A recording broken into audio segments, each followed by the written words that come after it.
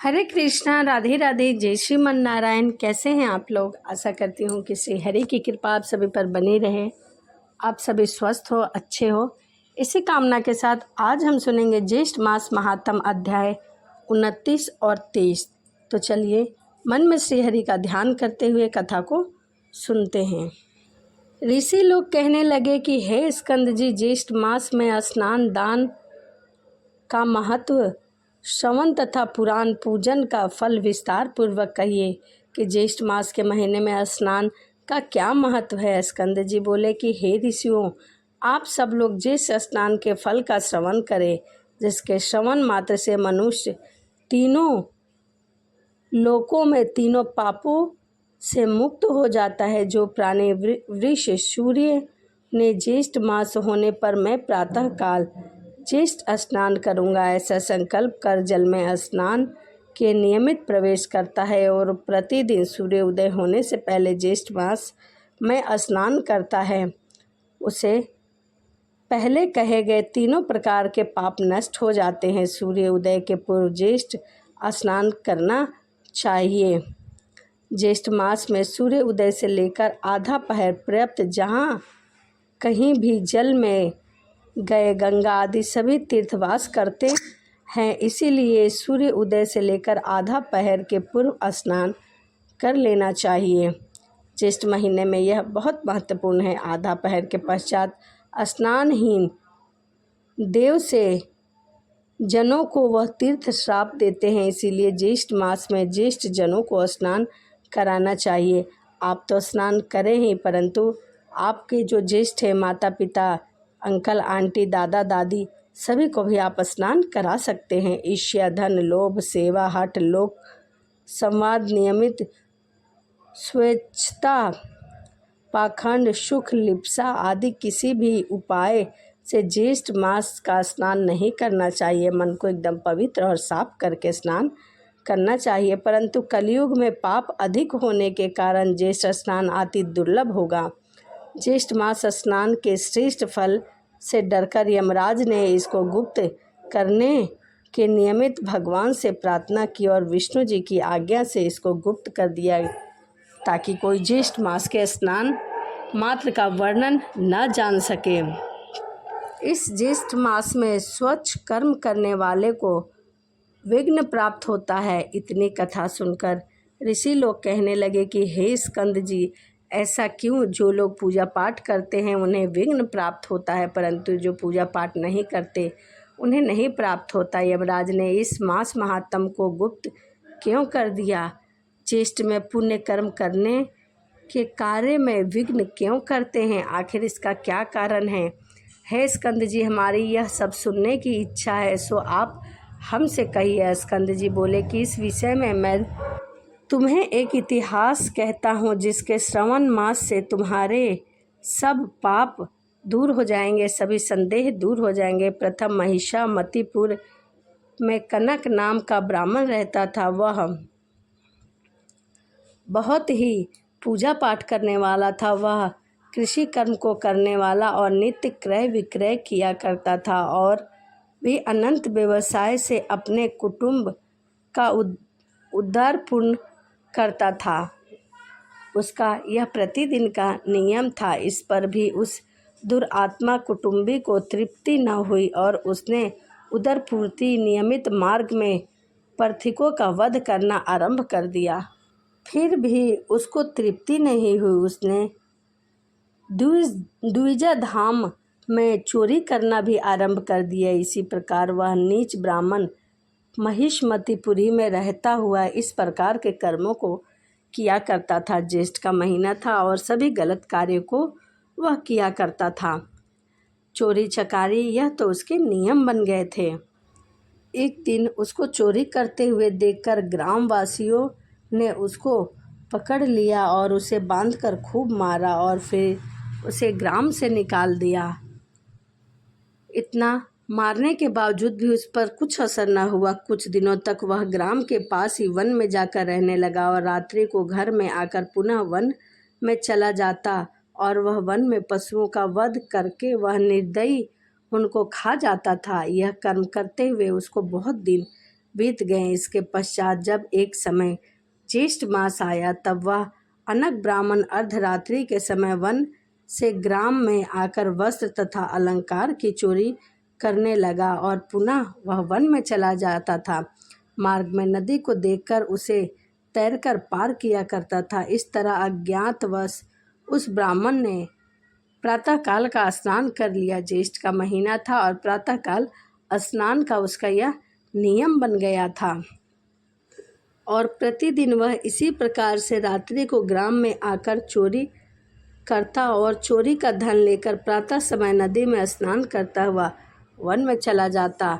यह प्रतिदिन का उसका नियम हो चुका था। इस प्रकार अज्ञानवश स्नान करते हुए 1 माह बीत गए। हे ब्राह्मण, ज्येष्ठ मास के शुक्ल पक्ष की चतुर्थी को रात्रि में वह धन वस्त्र की चोरी करके गट्ठर बांधकर नगर के बाहर आया और नदी में स्नान करता हुआ गया। तब तक प्रारंभ हो गया था। लोगों को इधर उधर जाता आता देखकर वह वहां से भागता नदी के तट पर आया। लोगों ने उसको देखकर लाठी और पत्थरों से खूब मारा, परंतु वह कनक उस चोरी के बोझ को सिर पर रखकर अगाध जल में पहुंचा और अधिक बोझ होने के कारण वह तितिल होकर अगाध जल में डूबकर मर गया।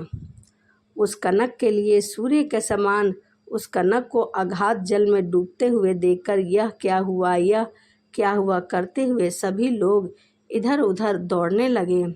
नदी किनारे कुछ लोगों ने उसको अगाध जल से निकालकर बाहर किया। उसे देखकर लोगों ने कहा कि यह इसी नगर का रहने वाला कनक ब्राह्मण है।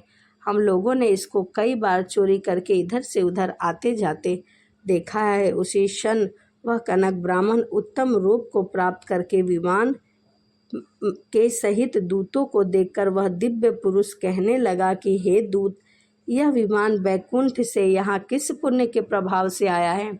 मैंने तो आज तक एक भी पुण्य नहीं किया, सिर्फ पाप ही पाप किया है। चोरी चकारी करना, पशुओं को मारकर खाना, यही मेरा कार्य था। फिर यह किसने भेजा है विमान? यह सुनकर दूत बोले कि हे कनक, अज्ञात ज्येष्ठ मास के स्नान से यह दुर्लभ विमान आपके लिए आया है। यह सुनकर कनक ब्राह्मण विमान पर बैठकर विष्णु लोक को चला गया। वहां पर विष्णु भगवान के समान रूप को प्राप्त हुआ। तब यमराज समाचार को सुनकर अत्यंत दुखी हुए और जगतपति विष्णु भगवान से प्रार्थना करके ज्येष्ठ मास महात्म को गुप्त करवा दिया। हे ब्राह्मण, इस ज्येष्ठ मास के स्नान का महत्व का फल मैंने आप लोग से कहा है। इति श्री ज्येष्ठ मास महात्म स्नान 29वां अध्याय संपूर्ण। तो यहीं ज्येष्ठ मास महात्म अध्याय 29 समाप्त होता है। तो चलिए अब हम सुनते हैं ज्येष्ठ मास की कथा अध्याय 30।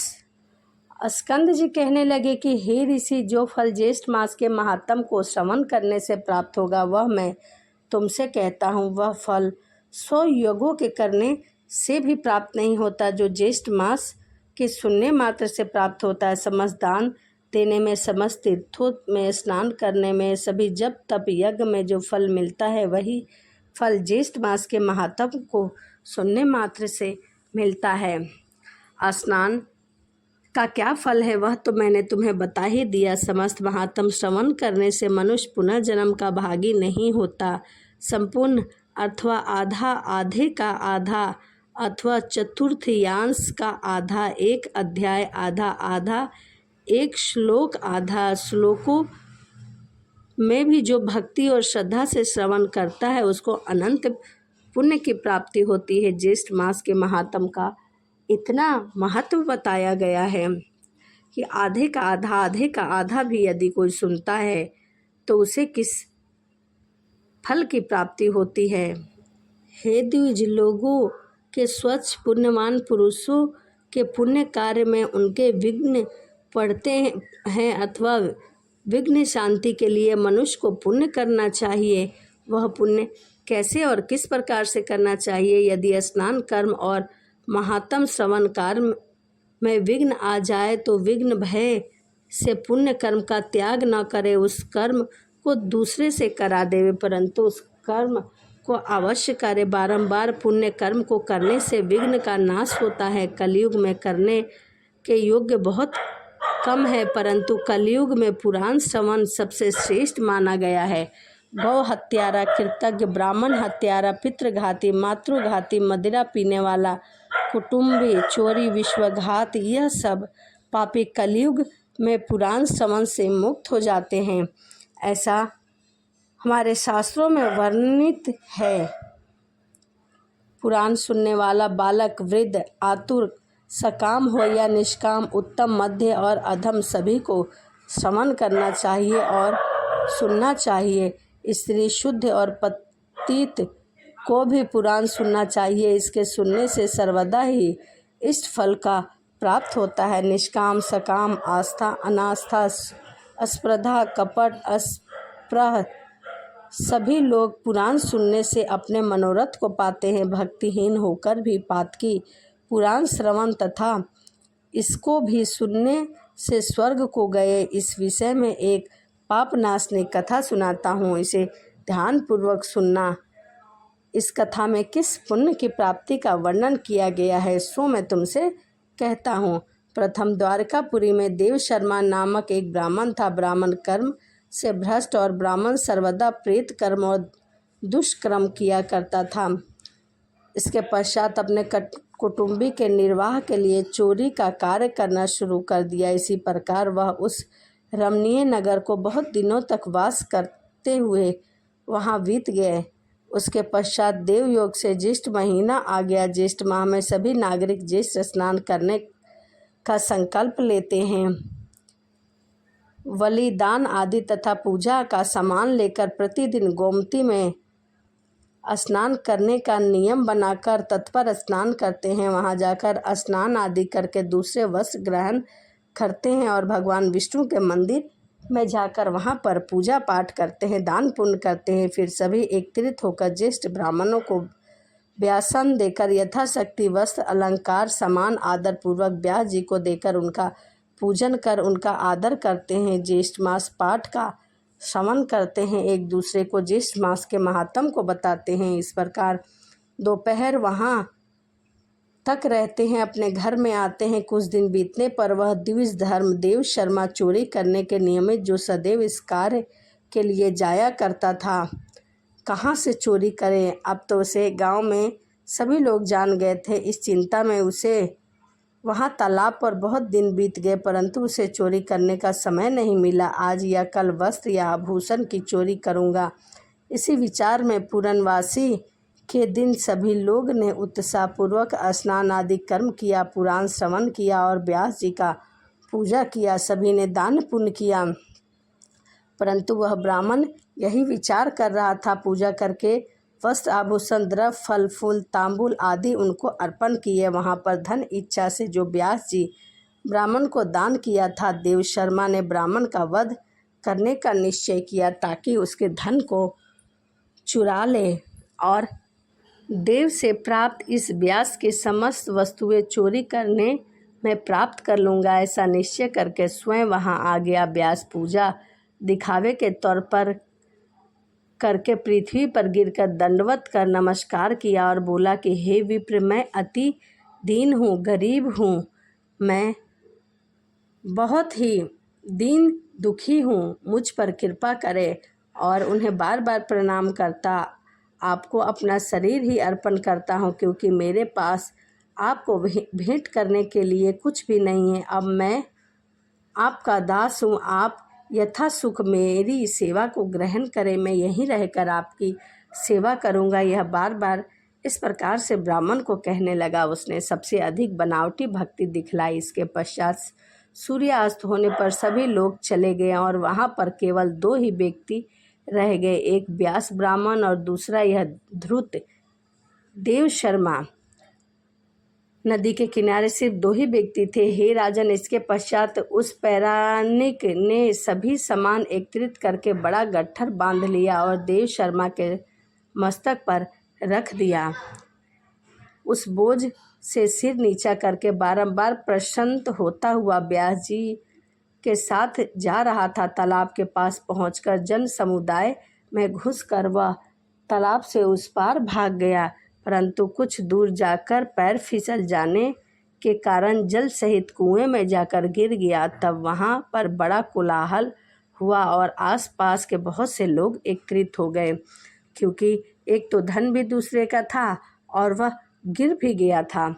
मैं मंदबुद्धि हूँ जो मैंने इस धृत का कैसे विश्वास किया, क्योंकि अज्ञात मनुष्य में जो विश्वास करता है वह निदित मनुष्य उसके वश में होकर स्वयं भी नष्ट हो जाता है, जैसे विंडाल के वश में मूषिक नष्ट हो जाता है। मैंने न जाने इस मंद बुद्धि के ऊपर किस प्रकार से विश्वास किया, मुझे तो खुद भी ज्ञात नहीं है कि यह कैसा व्यक्ति है। इस प्रकार व्यास जी के वचनों को सुनकर सभी नगरवासी ने राजा से जाकर कहा, नगर के द्वार पर स्थित सभी लोग इधर उधर अंदर बाहर रहने वाले सभी स्थानों में चोर की खोज की गई। सूर्य उदय होने पर फिर चोर की खोज शुरू हो गई, परंतु चोर न जाने कहाँ चला गया था। तब कुछ लोगों ने उसको अंधकूप में पड़ा देखकर राजा से कहा कि राजा, आज्ञा से उसको कूप से बाहर निकलवाइए, वह कुएं में ही पड़ा है, उसके प्राण कुछ शेष रह गए हैं। उसने सब वस्तुएं ब्राह्मण व्यास जी को दे दी। इसके पश्चात उसके प्राण निकल गए। उसी समय वह दिव्य देहधारी होकर श्रेष्ठ विमान पर बैठकर पूर्ववासियों को प्रणाम करता हुआ बोला कि आपकी कृपा से ही यह सब कुछ मुझे प्राप्त हुआ है, नहीं तो मैं बहुत ही पापी था, पाप करने वाला व्यक्ति था, परंतु आपकी कृपा से मुझे यह बैकुंठ का विमान मिला है। तब सभी ने आश्चर्यचकित होकर ज्येष्ठ मास महात्म की प्रशंसा की। कथा उन पूर्ववासियों के मुख से ज्येष्ठ मास महात्म सुनकर श्रद्धाहीन होने पर भी बैकुंठ लोक को चला गया। उसे पूजा की कोई भी आस्था नहीं थी, परंतु फिर भी वह बैकुंठ लोक गया। स्कंद जी बोले कि हे ब्राह्मण, यह मैंने तुमसे विस्तार पूर्वक पुराण कथा अभक्त पातकी का महात्म कहा है, परंतु जो भक्ति भाव से ज्येष्ठ मास का महात्म श्रवण करते हैं उनके श्रेष्ठ भाग्य का तो क्या कहना। जो लोग मोहवश अपनी शक्ति के अनुसार व्यास कथावाचक का पूजन नहीं करते हैं, हे दरिद्र तथा रोग से युक्त होते हैं, वह इसमें कोई संयंस नहीं है। मनुष्य पुराणों का श्रवण नहीं करे तथा त्रिविक्रम भगवान का पूजा नहीं करे या दर्शन नहीं करते, वह गूंगे बहरे तथा पंगु होते हैं, इसमें कोई भी संयंस नहीं है। इसलिए ज्येष्ठ मास में स्नान तथा दान पुण्य पूजा पाठ अवश्य करना चाहिए। इस प्रकार स्कंद जी के मुख से महात्म सुनकर सब ब्राह्मण नंद पुष्पवान स्कंद जी पर वर्षा करने लगे। पुष्पों के कुछ लोग प्रेम से पुष्प की वर्षा करने लगे तथा कुछ लोग उपचारों से पूजा करने लगे। यह श्रेष्ठ मास का श्रेष्ठ महात्म सुनकर वह सब लोग प्रसन्न हो गए और बारंबार पूछने लगे। इति श्री ज्येष्ठ मासे महात्म गंगा स्नाने वर्णम 30वां अध्याय संपूर्ण। यही ज्येष्ठ मास की कथा अध्याय 30 से ही संपूर्ण होता है, समाप्त होता है। इसीलिए मैं आपको कहती हूँ कि ज्येष्ठ मास की कथा प्रतिदिन सुना करिए। मैंने अपने चैनल पर सभी वीडियो डाल दी है 1 से 30 तक। तो चलिए इसी के साथ वीडियो को समाप्त करते हैं और मिलते हैं अगली वीडियो में। सभी को राधे राधे, जय श्रीमन नारायण, हरे कृष्णा।